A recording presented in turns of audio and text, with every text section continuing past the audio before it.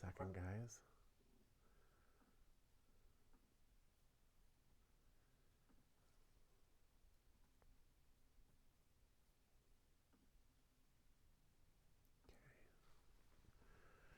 All right.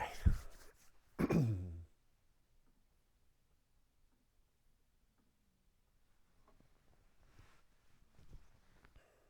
let's just take a moment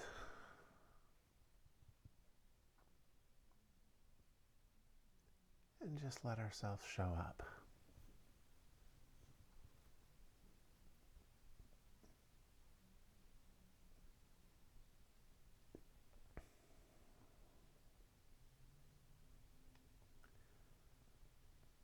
Let your attention shift from the inner world of your past, from the day that you've just lived, to this moment, to this room that you're in.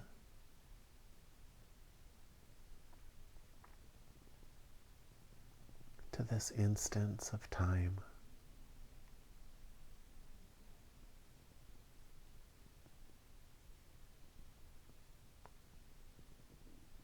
And to the patch of timelessness at the center of that time.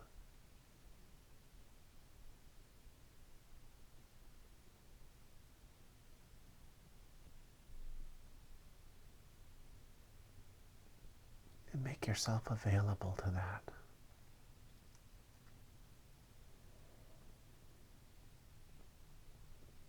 Open up to it.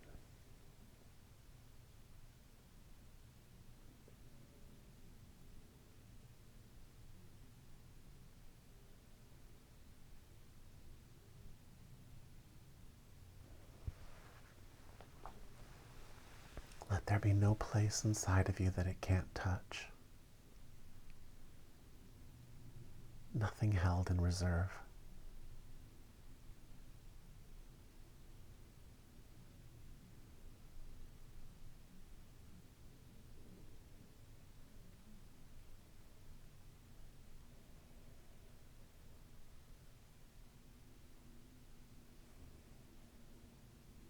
There's a teaching coming forward, but I'd like you to be still and open for it. So place your attention at the forehead and crown.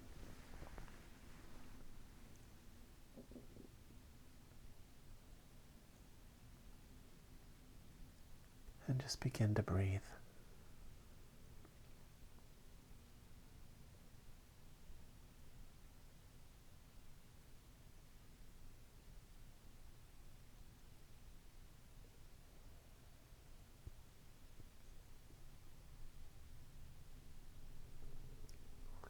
Slow yourself down to this moment.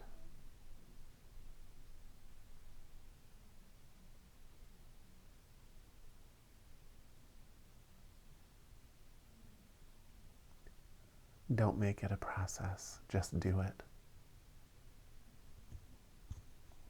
My window is short. The teaching will leave.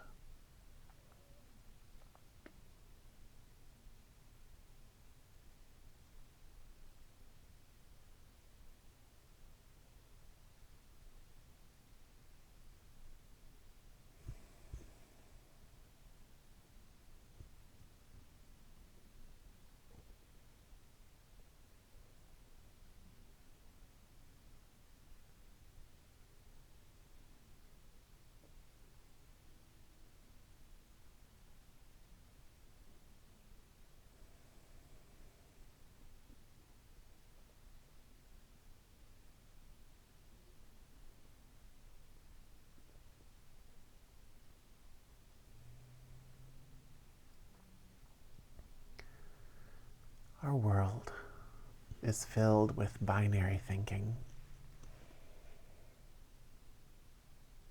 when the realities are nuanced and not binary at all.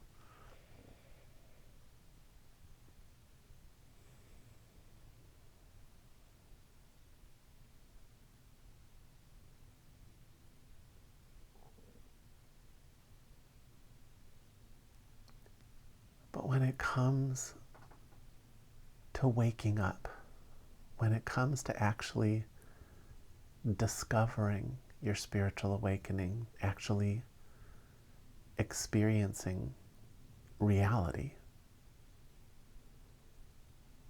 there is an all or nothing component to it.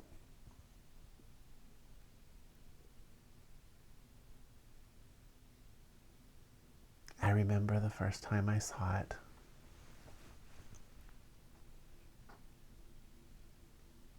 And I've told this story before in other contexts, but the first time I saw it, I was living monastically.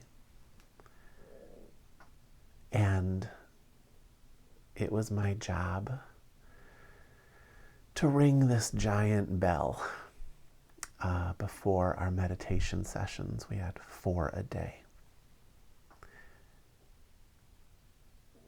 And I think my teacher gave me that job because she knew that I didn't want to get up at the crack of dawn. And I think she thought that it would just force me somehow. I don't really know. But so I would ring it at like crack of dawn for our meditations, and then in the evenings, and then at lunch, and one other time.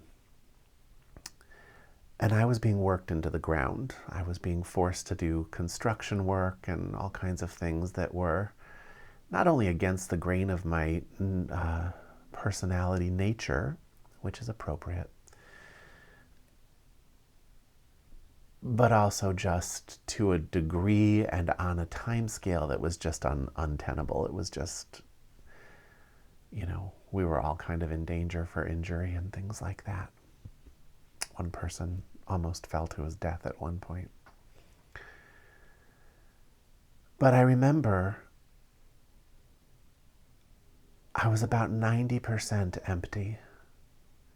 Like I just had nothing left, and I was miserable.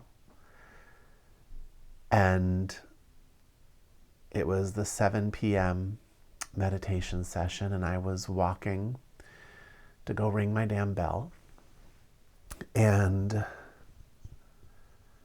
I'm sitting there just kind of focusing, getting ready to ring the bell, because if you did it the wrong way, it made this horrible sound. And my teacher came out and just started bitching at me about nothing. Complaining about something, I don't even know what it was. It was petty. It was besides any reasonable point. And it was indicative of so many of the reasons I needed to get out of there. But in that moment, I only had like 10% left in me. And in that moment, it was like she had kicked out the remaining 10%.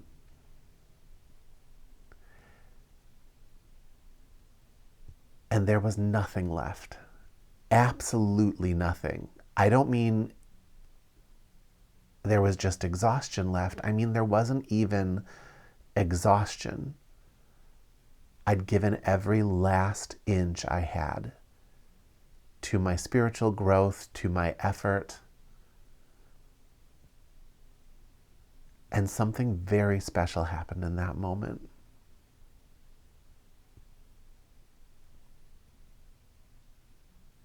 With nothing left, the well filled right back up to the top.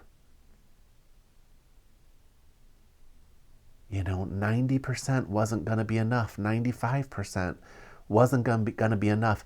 The difference between 99.999% and just 100% given is vast. It's just enormous. You have to be done. You have to literally just finally be done. You cannot be saving your breath for the swim back to shore. Like there can't be anything left. And when there's nothing left, everything fills back up. Suddenly, it all just looked funny to me. It looked amusing to me. It looked endearing to me. Not the behavior, but the situation. I understood how much I was giving and why.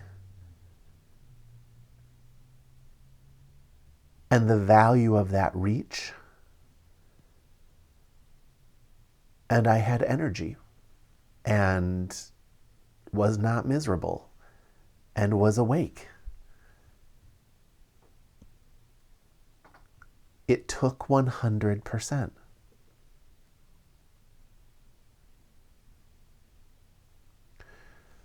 So in spiritual life, to really see something more than, I mean, if you're at this for more than just a good night's sleep or to feel a little peace, if you really want to know what you are and what all of this is about, it's going to take all of you. Every last bit of you. It doesn't mean you have to be abused or work yourself to exhaustion. Really what it takes, for a lot of people, it just takes someone doing that to them for there to be nothing left. But really what it takes, and a lot of you might not be really ready to understand this, but take it in so that it's there when you are ready. It takes being done.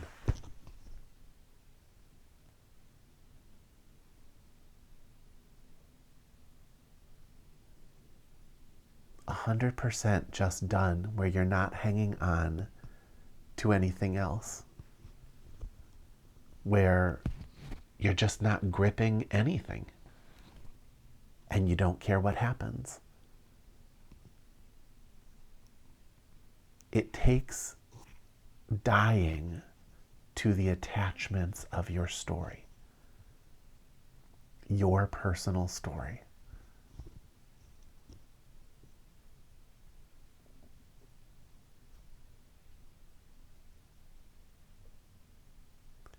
And when that happens,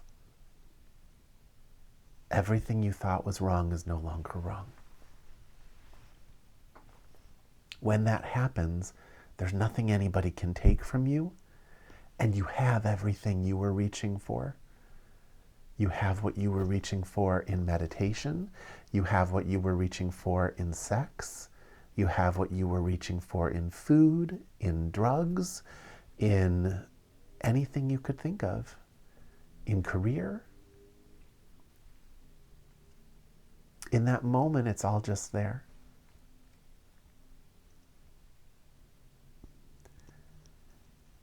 And you probably won't live in that space, because if you lived in that space permanently, you would disappear. You would literally just, your body would stop preserving itself and you would let go and you would die physically, but you would turn into something else. Or in some cases, you would physically evaporate.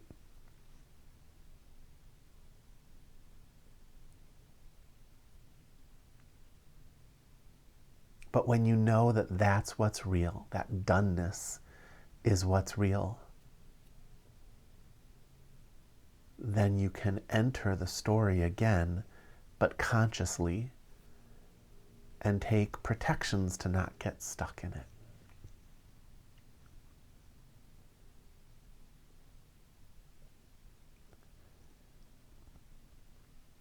Now, why does it take everything?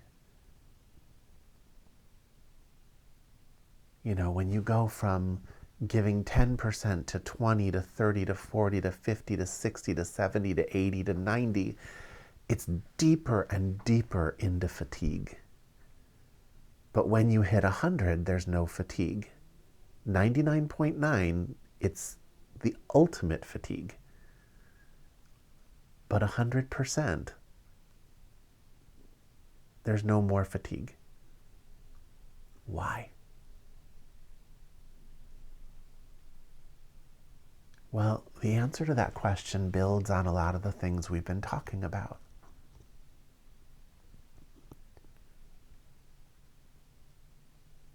The trappings of this world of illusion, the trappings of your dream of life, the dream of what you are, the dream of who you are, the dream of the world and your place within it, the dream of your trajectory through this kind of artificial sequence of time.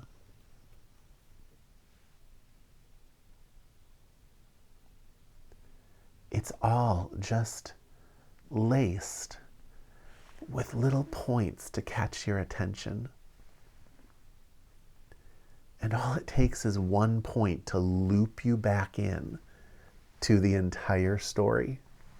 And if that story is a story of fatigue, even martyrdom, then you're not gonna fill back up. You might be able to suck some energy from other people with the martyrdom. You might enjoy how people view you, but you're not gonna enter that endless sea of energy and consciousness that you are.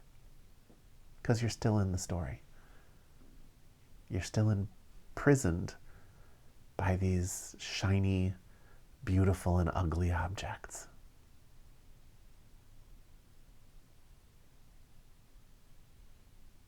Endless layers to it. If you touch one layer, you're back in the mess.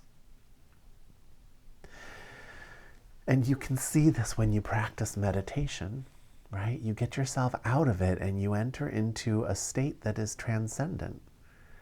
And maybe you haven't spent enough time there to really know your way around it, for lack of a better term. But you know that you're somewhere real. But when you end your meditation, if you really watch, it's usually a single thought.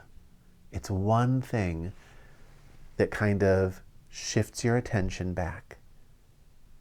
And that just goes to another thing, and you're back in the web. You're back in the mire.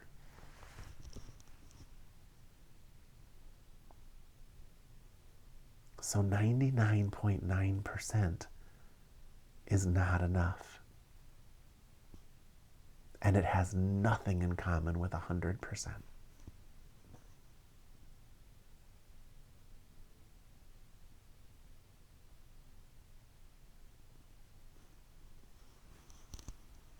To experience it, you have to be done.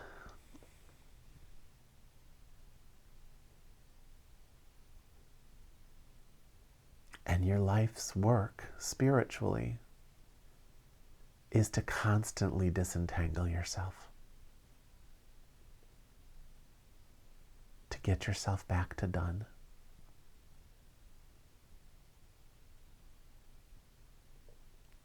This is a teaching that you're going to understand on many different levels.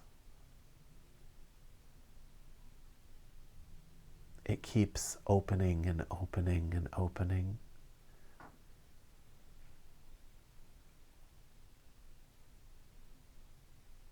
You'll start to see what's real, and then the teaching will open even deeper.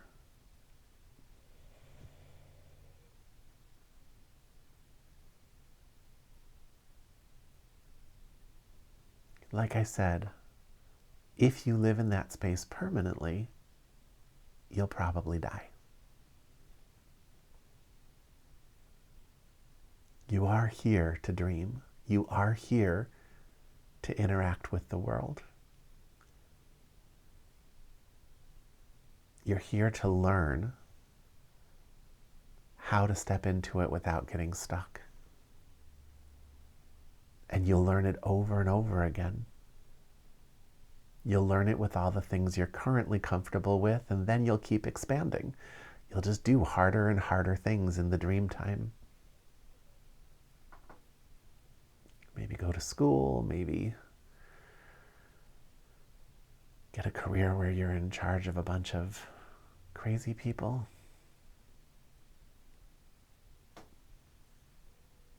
Or maybe for you it's something different entirely. Maybe it's a relationship.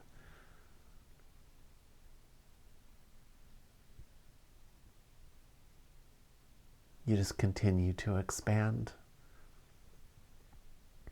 You gain the ability to leave the prison, and you gain the ability to step back in and turn the prison into freedom. In Christian mysticism, they would talk about restoring the Garden of Eden. But that's what they mean.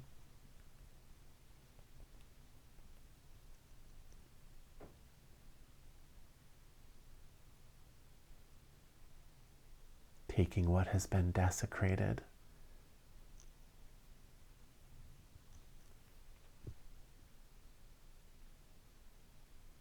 and turning it back into your spiritual freedom without erasing it. Literally seeing for yourself that it's always been there that way.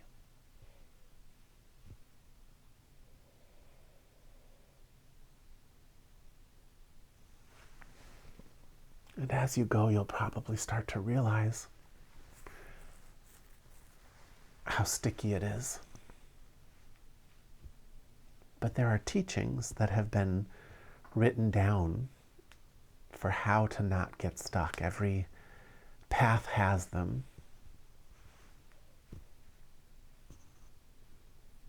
You know, in Christianity, it's about loving your neighbor and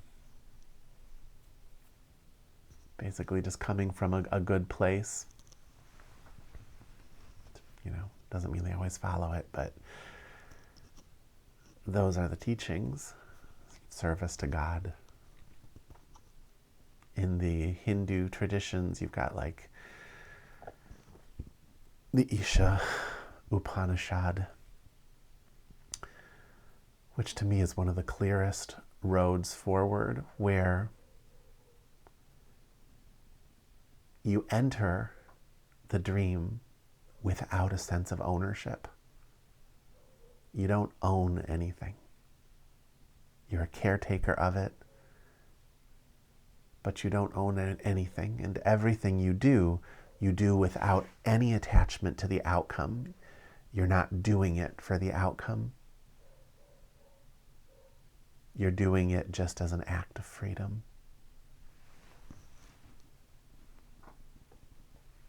In a road like that, you wake up in the morning and you make a list of everything you have to do. And then you just walk through that list, wide open, clinging to nothing. Quite a skill.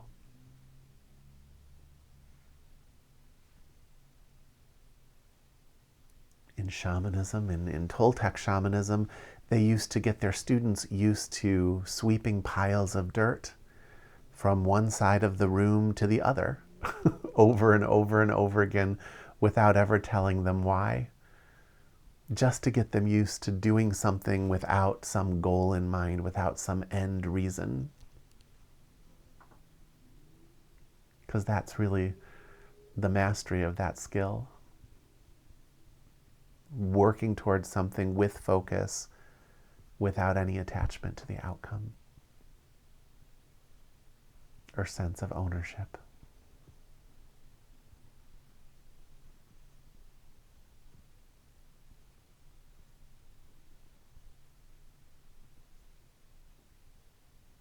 With other paths, and also within Hinduism, there's a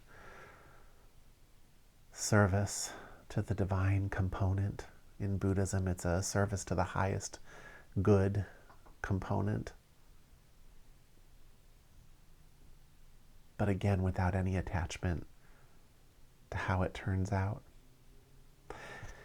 And the funny thing is, if you live that way, you really don't have to figure anything else out. Your health maintains itself because you're getting movement and you're feeding yourself.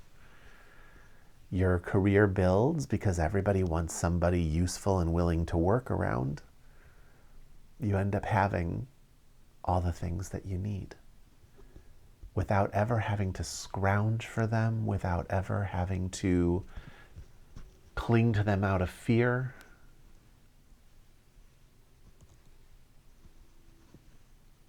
It's the ultimate secret to navigating the dream time, to navigating the illusion that we were all born into.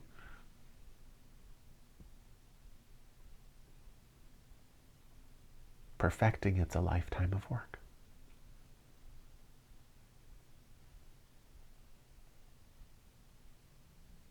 Other people, when they have that fundamental realization, they just decide to be done, and they just let go into it. If they have disciples that they've been teaching, sometimes the disciples just take care of them. Shivananda was that way.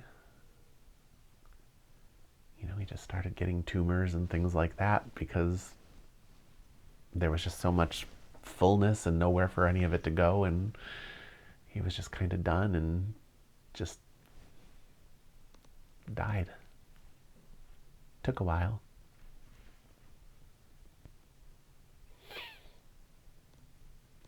And that's okay too.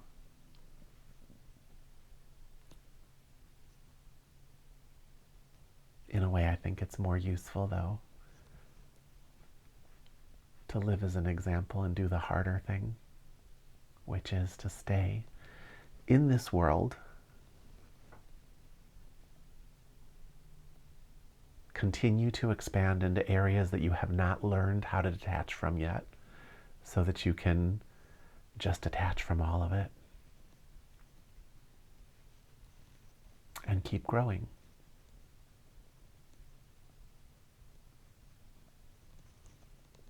I could have stopped a long time ago. I could have just picked some small, easy life or built a business out of my spiritual life and had students. And the thing is, you do that and you're not dealing with any of the things that they're dealing with. And so how do you really lead them? Every teacher I've had like that, they contain so much power because it's so easily acquired when you're not challenging everything.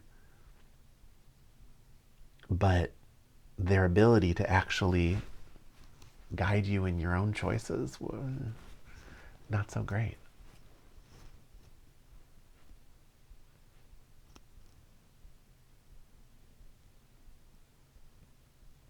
But if you're always stepping up against the edge of your discomfort,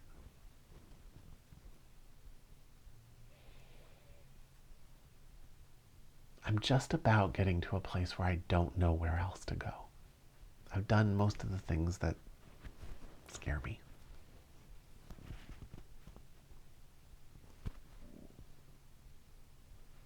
And it's been challenging and exhausting in a lot of ways, but when you start to feel exhausted, you just realize that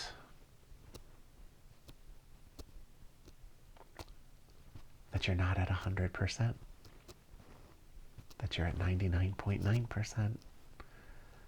And so you step into that doneness and continue to stay in the situation until you can be in it and be done at the same time.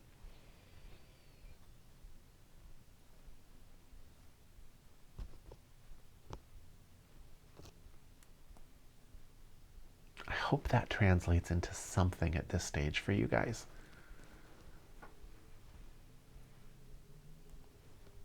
It's really the whole secret. It's the whole thing right there. It's the highest teaching.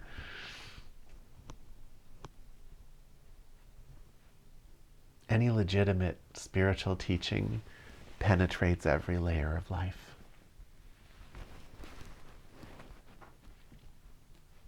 It's one of those things that you're going to see on many levels if you continue walking against that edge.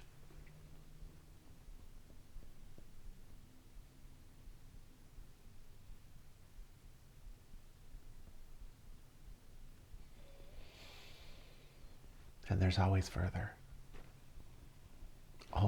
to go. And this life is so short that you can't worry about a destination.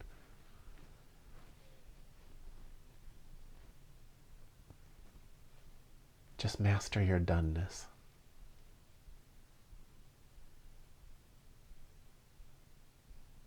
And bring it into every challenge.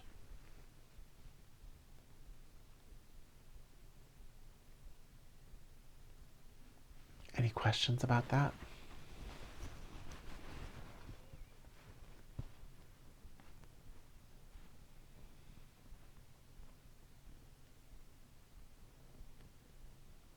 Okay. Then I think let's go into meditation. And let's just let that percolate.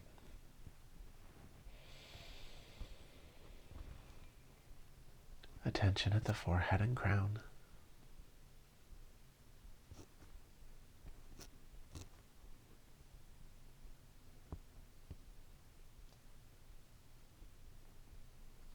Let your eyes just fall to a spot in front of you.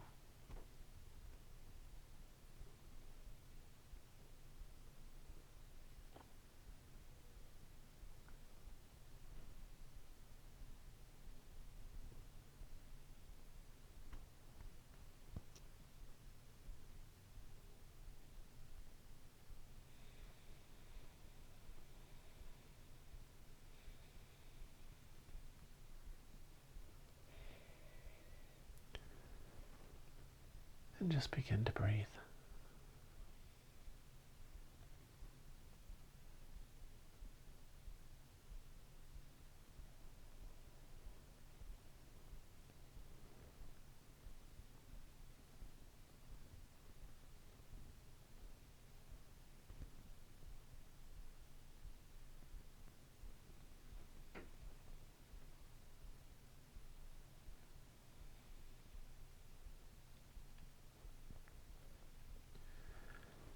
Give yourself to the breath.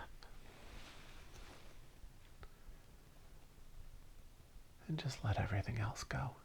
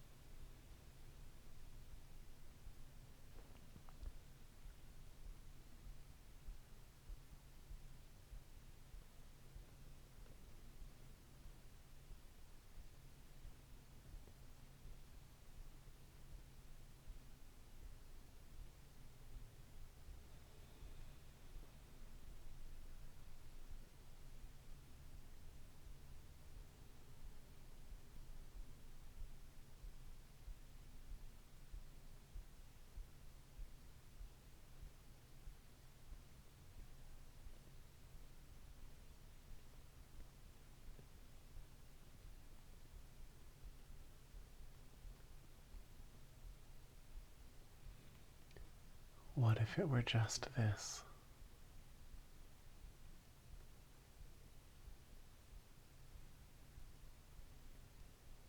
What if it were this for forever?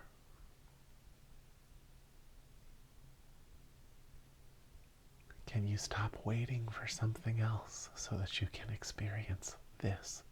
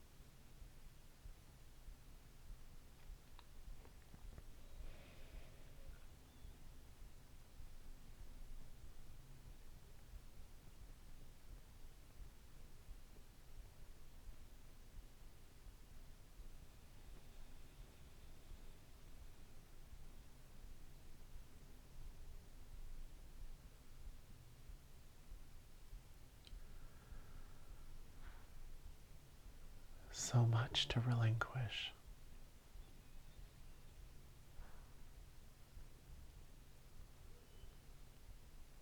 So much to be done with.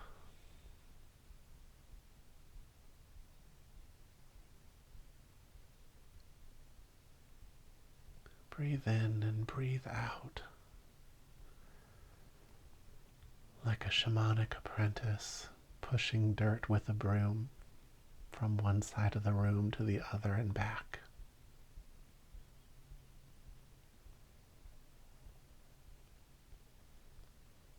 Breathe for no reason at all. And do it with everything you have. 100% given. Done with everything else.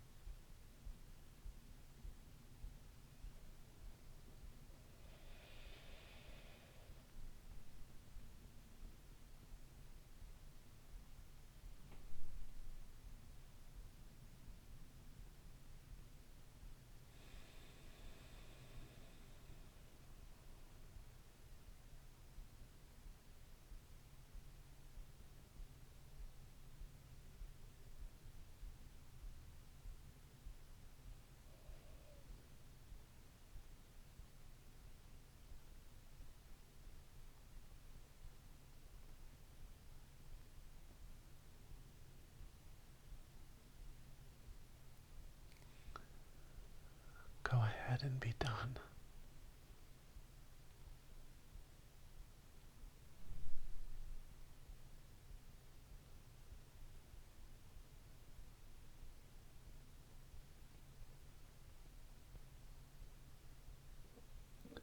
Be in it and be done.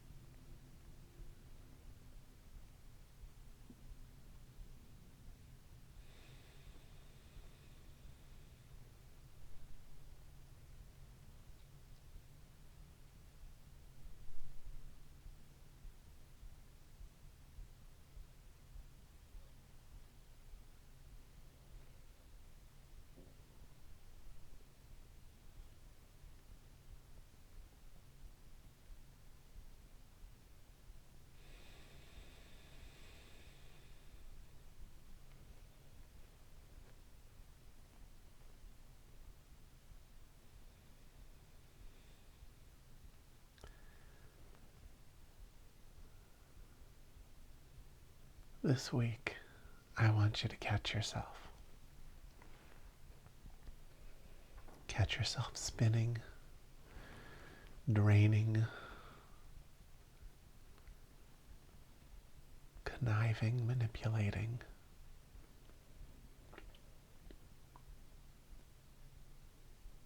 Catch yourself with all the bad feelings.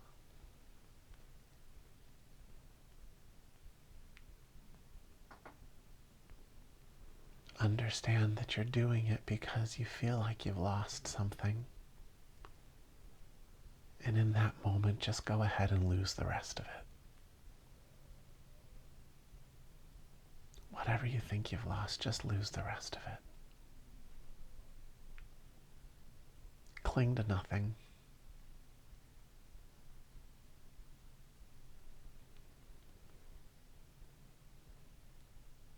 Whatever project, mental project you were retaining it for,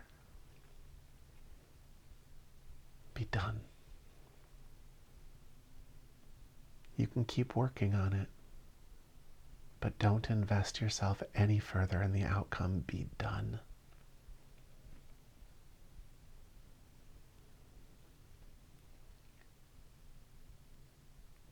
And if you can do that, what you give to it is your freedom. What you give to it is the entire universe moving through you. But if you try and own it for a second, it cuts off the flow. See if you can get a little bit of mastery with that skill. It's a tall order. You might flop this week, but flop magnificently and learn from it. Any questions before we end for the night?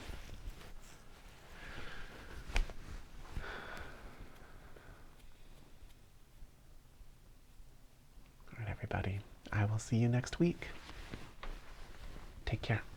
Thanks, Liam. Thank you. My pleasure. Thank you. Thank you. Have a